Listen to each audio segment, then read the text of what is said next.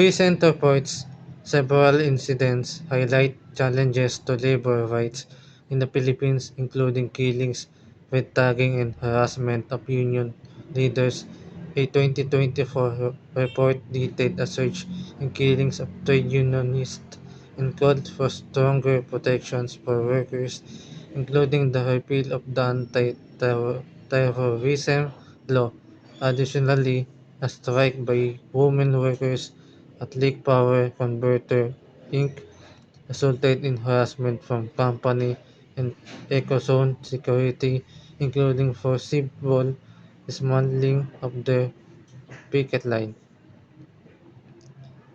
Killings and red tagging. A 2024 report indicated a significant increase, increase in killings of trade unions leaders, prompting calls for an end to violence and stronger protection for workers. Red tagging, which involved labeling individuals as communists, strike and harassment.